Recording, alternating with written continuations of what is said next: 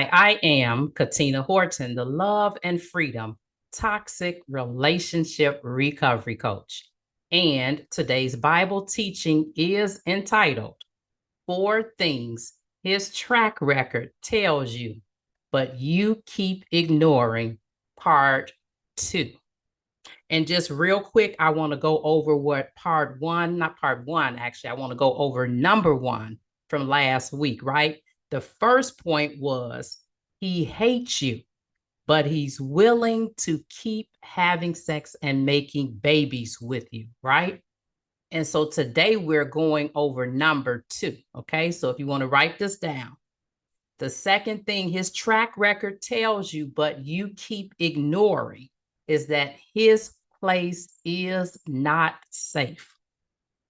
Every time you find yourself going to his place, things get buck wild.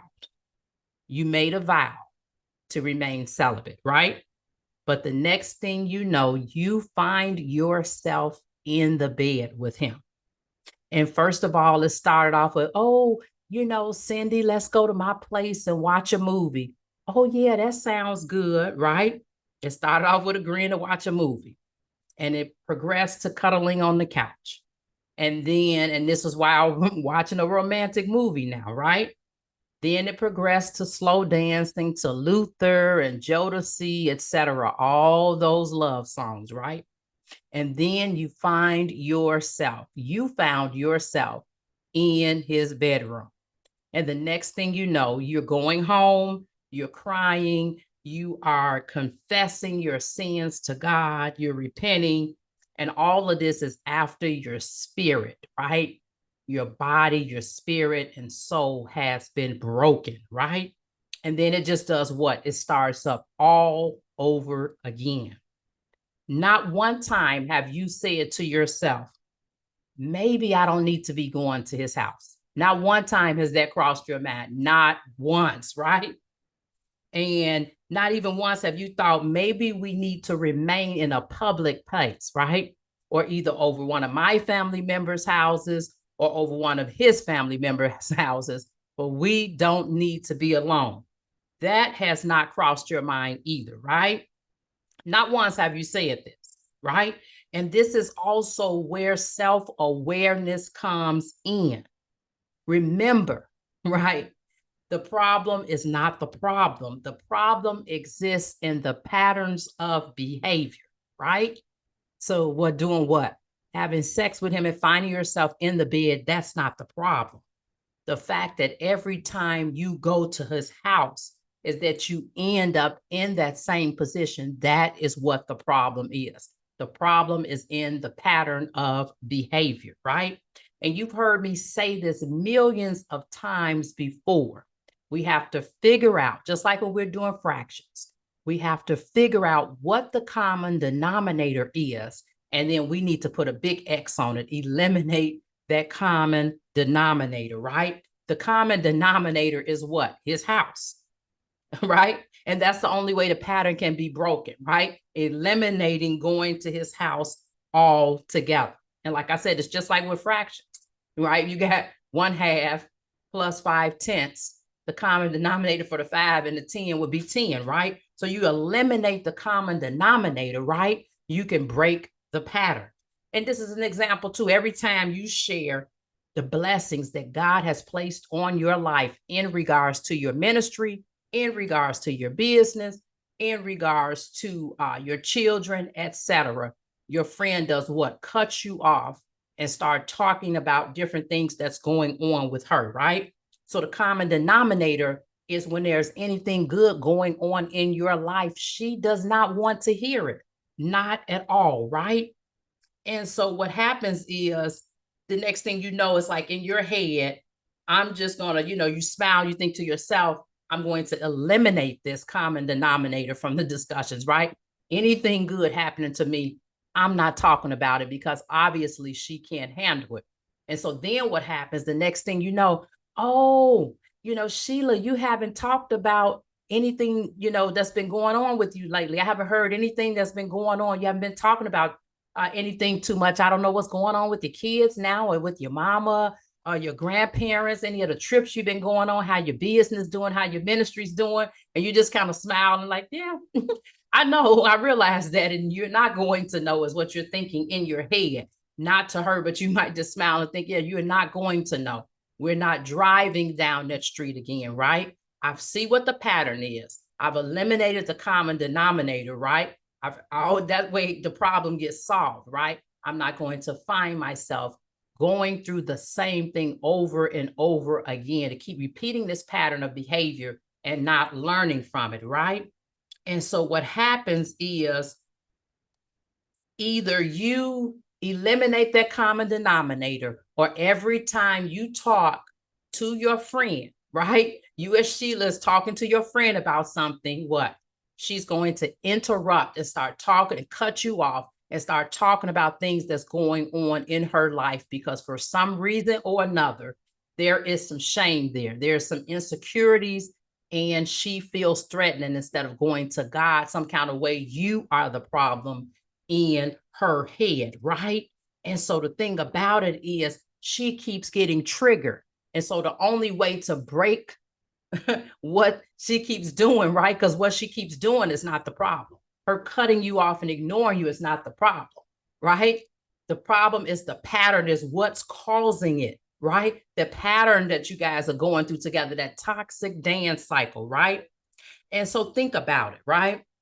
You are married to a narcissistic individual, and he's already told you that he's leaving. And the tripped out thing is that he's been planning on leaving for a while. He already has a side chick who is otherwise known as one of his coworkers, right? From his job, right? And then he's installed her as new supply before you guys are even done in your household, right? On top of that, there are two other side chicks from work. Okay, so two other coworkers who are involved in this side chick triangle. Every day he's bringing items from the new side chick he's installed, right? The main one from work. He's bringing items that belongs to her in your house to try to sabotage his living arrangement so that you can do what? You can put him out, right? And he wants to do this because he wants to have his cake and eat it too. He doesn't want to take responsibility. He wants to leave, but he doesn't want to take responsibility for making that decision to leave. And then at the same time, he wants it to be so that once he leaves, right, you've suffered PTSD, a nervous breakdown, and you're just in a completely broken spirited state, right? He wants you to have all of the above. And then that way, when his main guys are like, man, what happened between you and Cindy? What is he saying? Well, you know, Cindy, she crazy. Cindy crazy. She crazy. That's the textbook line. That single line I just said, she crazy. That's the textbook line that every single narcissistic individual says when it comes to what? Talking about what happened with their ex-girlfriend, their ex-wife, etc. That's the textbook line. She crazy. You know, she was crazy. And they seem to get away with it until, right, the new supply meets up, right, with the ex-wife at like during visitation time with the children, at some children's extracurricular activities. Some point, the new supply is going to meet up with the old supply, right, the wife. And then it's just going to be like, I don't think this woman is crazy. I wonder why he told me that. It's going to be right after they are done with the love bombing stage, and he's going on to devaluing her. So they've already started having problems. She's already started having doubts in her head, right? He's already wearing down on her self-worth. And then she sees you and realizes like, no, this woman is not out of her rockers. He's been lying to me, right? And using me as a pawn as well, right? And so what happens is that, like I said, he's been lying to her, right? She's been part of the theater production.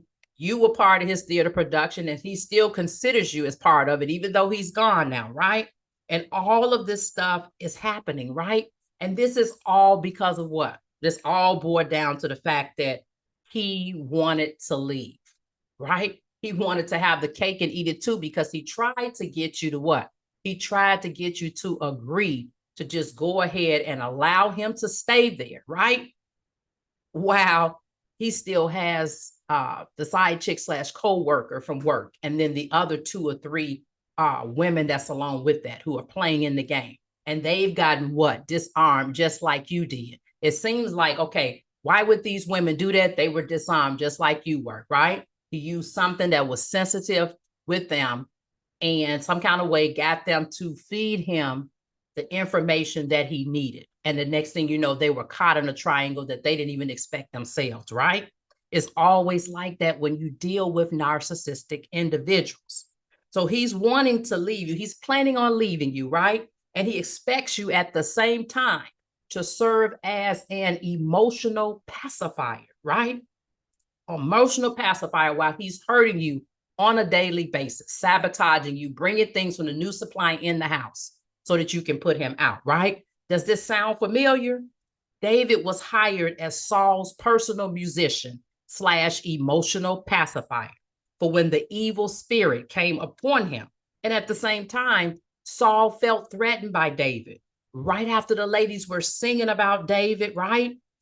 About him slaying tens of thousands, Saul's countenance changed. And when a narcissist suffers narcissistic injury, the combo of the countenance change and narcissistic rage sets in, right? You know it's going to follow. That rage has to go somewhere. Either it's the silent treatment form, where it's weeks or months or years, it's simmering anger or some explosions that's going on. That narcissistic rage has to go somewhere, right? And so there's no point in going, oh, I wonder what he's going to do now. I wonder what's going to happen next after you see that person's countenance change. There's no point in wondering. I'm telling you, it's going to be one of probably about 3 or 4 different things that he is going to do, right? You're going to be ducking and dodging spears every time you go to work, so to speak. That's what David was doing, ducking and dodging spears. And in 1 Samuel 16, 19 to 23 is where I'm going to read from. It says, then Saul sent messengers to Jesse and said, send me your son David, who is with the sheep. So Jesse took a donkey loaded with bread, a skin of wine, and a young goat, and sent them with his son David to Saul. David came to Saul and entered his service. Saul liked him very much, and David became one of his armor bearers. Then Saul sent word to Jesse saying, allow David to remain in my service, for I am pleased with him. Whenever the spirit from God came on Saul, David would take up his lyre and play.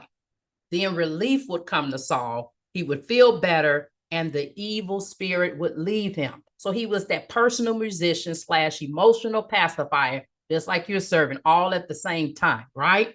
And then there were times when Saul would send David out to war in order to get a break from him, so to speak, right? He thought perhaps with him dealing with him in that form, right? Even though he still felt threatened by David, okay, it's not going to go too far, right?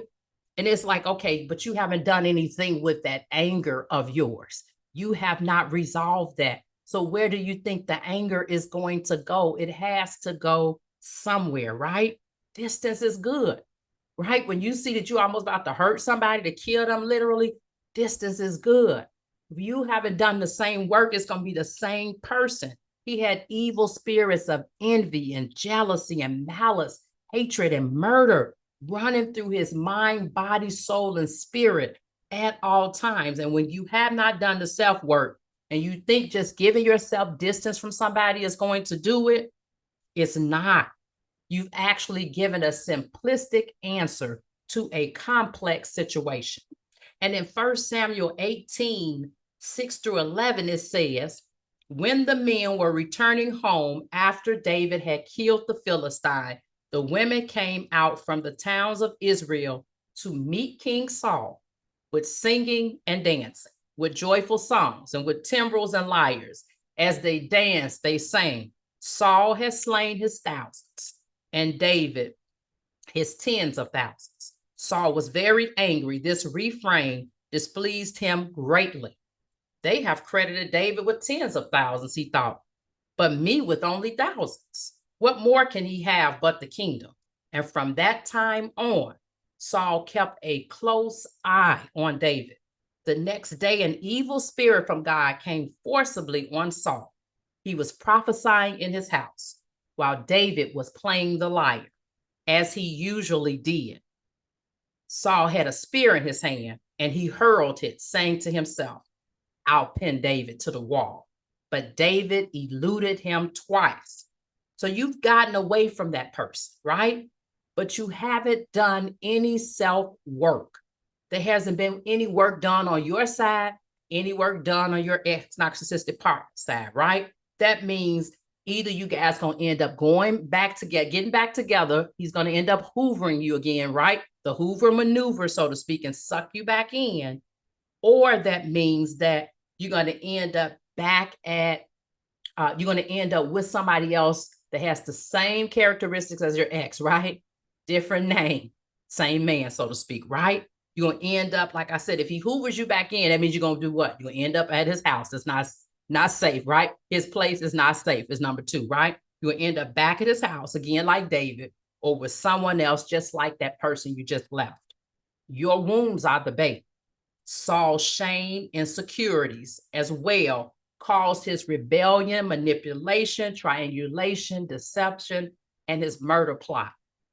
I'm planning on physically killing you, is what Saul was basically saying to David. But I need you to keep playing the instrument and serving as narcissistic supply. And then with your narcissistic partner, I'm emotionally, mentally, physically, spiritually, financially, sexually killing you and otherwise. And I need you to keep supporting me as we go through the divorce and figure out a way so I can keep most of my income and not have to pay you that much maintenance support and child support. David finally got a clue when it came to Saul's place not being safe when he returned Saul's spear, right? In 1 Samuel 26, it says, Saul recognized David's voice and said, is that your voice, David, my son? David replies, yes, it is, my lord, the king. And he added, why is my lord pursuing his servant? What have I done and what wrong am I guilty of? Now let my lord, the king, listen to his servant's words. If the Lord has incited you against me, then may he accept an offering. If, however, people have done it, may they be cursed before the Lord. They have driven me today from my share in the Lord's inheritance and have said, they've driven him from the Lord's inheritance, he said, right? And so what happens is that it said, go serve other gods, right? And so then we go further down to the 21st verse, right, of 1 Samuel 26. Then Saul said, I have sinned. Come back, David, my son. So he's trying to hoover him back to his house, right? The place that's not safe. Because you consider my life precious today, I would not try to harm you again. He said that how many times? Too many. That's the same excuse your man is giving you, trying to get you to go back to his house, right? Surely I've acted like a fool and have been terribly wrong. All that's true. At the end of the day, what he's saying about not trying to harm him again, that's not true. His track record has proved it, and David's been ignoring it, right? Here is the king's spear, David answered. Let one of your young men come over and get it. The Lord rewards everyone for their righteousness and faithfulness. The Lord delivered you into my hands today. So may the Lord value my life and deliver me from all trouble. Then Saul said to David, may you be blessed, David, my son. You will do great things and surely triumph. And that is true. David did some great things, didn't he? So David went on his way and Saul returned home. David was not a fool, right? It's like, hey, you can have your weapon back. I need one of your men to come over here and get it, right?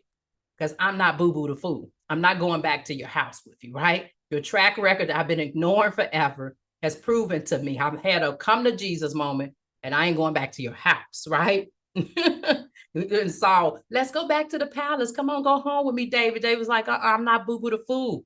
I was before, though, right? And your man, baby, come on, let's go back to my place. Let's sit back, sit and watch a romantic movie and maybe do some little slow dancing. Come on, baby. right? So you can find yourself what, in the same position in his bed, right? Once again, right? After making your vows, knowing soon as he get a few drinks in, because every time he drinks, aggression comes in. So as soon as he get a few drinks to come into his system, he becomes aggressive. Then you end up dodging knives, dodging bullets, dodging fists, all of the above, and literally running for your life. And that's when you're gonna have to be like with David, come on, baby, come back to my house. I don't think so, right? Those days are over. Remember, you are enough. Reclaim your power, soul, and identity. And then I want to challenge you to reclaim the power, soul, and identity of your calling. Grab your keys to the kingdom.